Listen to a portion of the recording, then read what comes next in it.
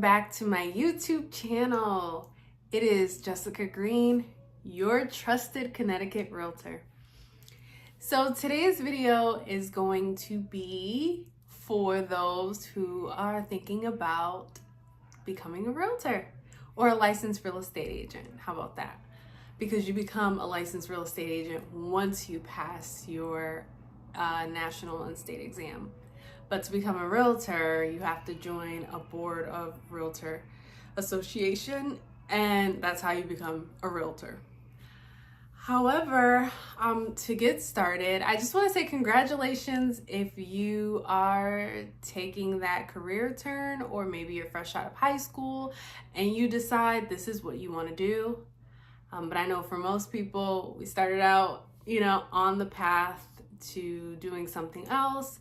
And then we decided, I think I want to become a licensed real estate agent. Whether you're doing it part-time, full-time, or if you're a stay-at-home mom, or whatever your case is, congratulations in even taking the consideration for this wonderful job. And it is wonderful. It has its highs and its lows, but everything has, the valleys and the mountaintops. So you just have to be grateful and rejoice in the valley and on the mountaintop, okay?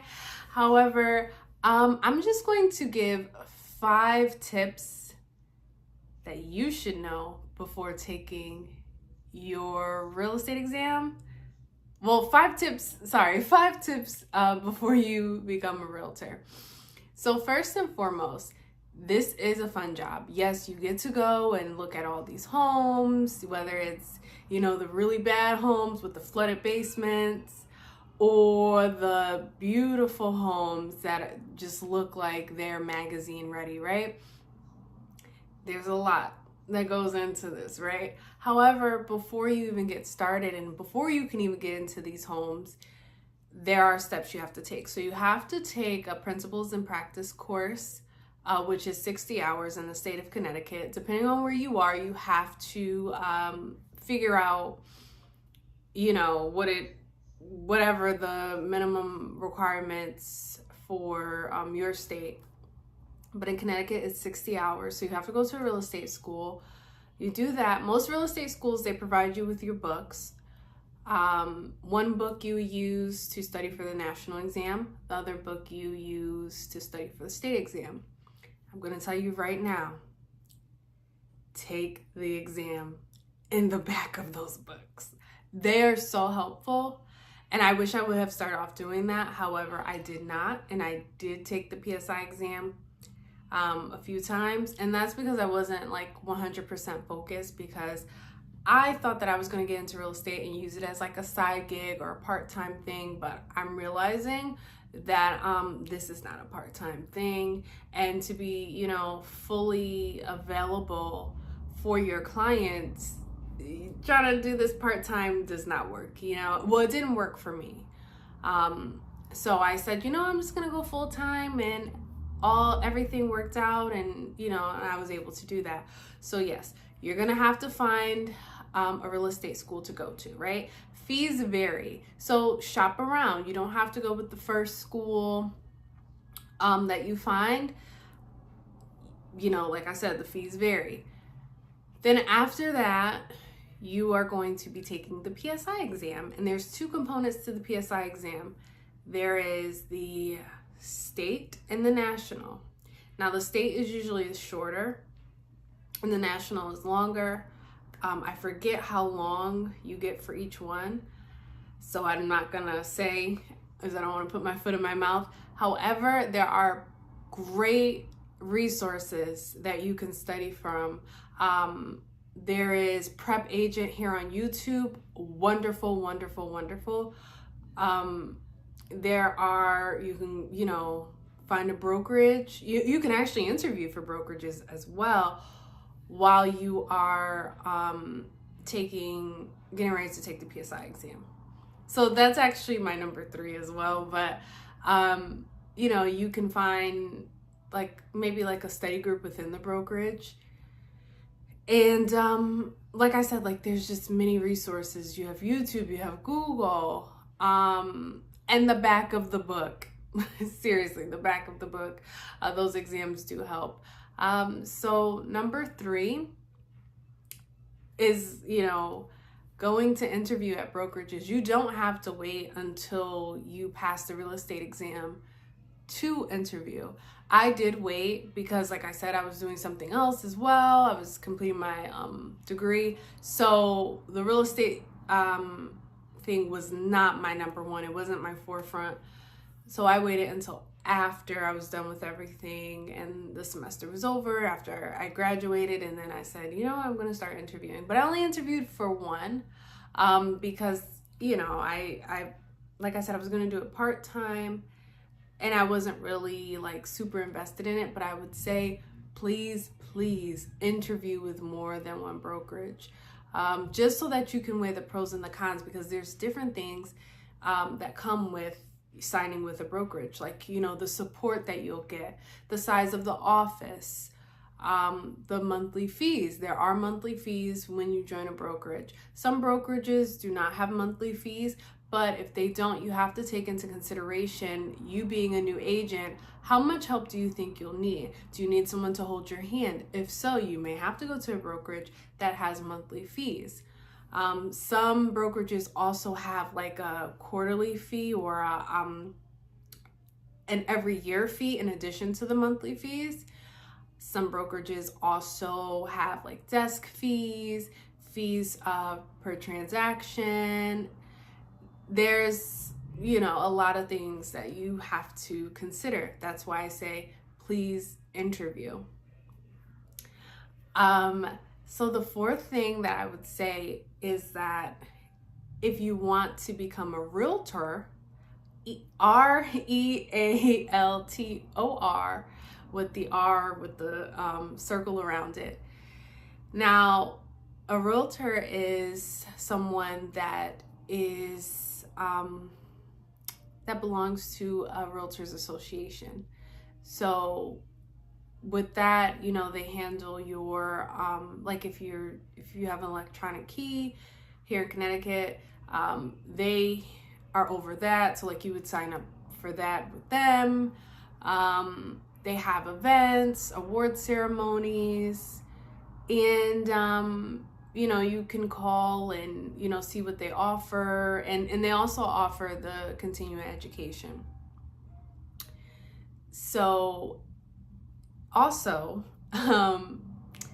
there's an MLS fee and your realtor association dues as well. So sometimes those can be pretty hefty. So again, you may want to shop around to see who is offering what, at what price, how big is this association, just so that you know who you'll be rubbing shoulders with. And another thing too, in addition to the board fees, the super key fees, which is the electronic lockbox, and then the MLS fees. Now the MLS fees, you pay those a few times a year as well. So you want to take into consideration all of those things. And then so the 5th thing to take into consideration as well is that every year in May, your license has to be renewed. So you have to pay a fee for that as well. Now, don't get me wrong. Yes, there are a lot of fees when it comes to being a licensed real estate agent or a realtor. However, if you believe in yourself and everything works out for you in your favor, you'll make this work. Mentally, you'll just be able to just keep going. This is a wonderful job. I enjoy my job. I have a lot of flexibility. Not saying that there aren't any challenges, and everything has not been peaches and cream.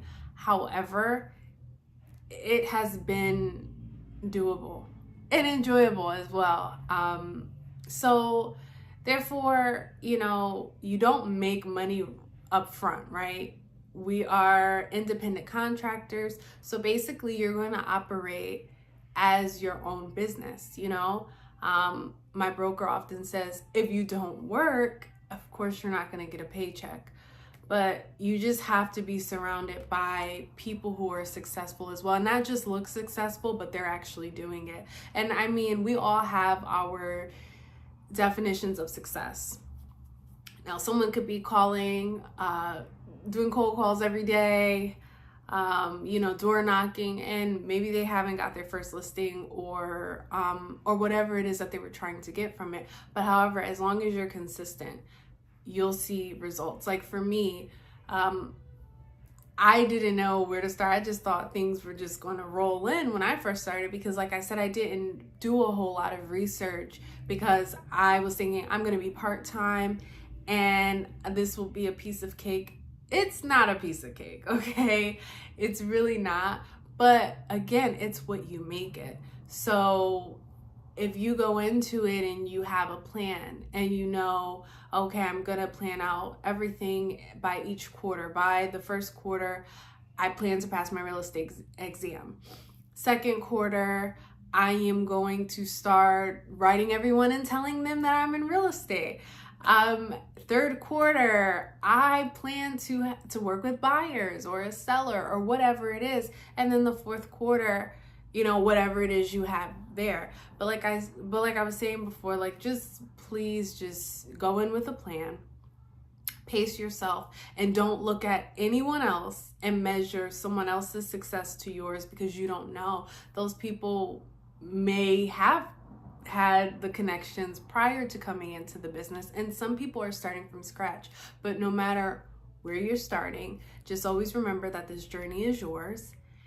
And honestly, like, this is a marathon. It really is. And it's yours. So you go at your own pace and do what you need to do, and everything will fall in line for you. And if you are a believer and a follower, you know that the Lord will never leave you or forsake you.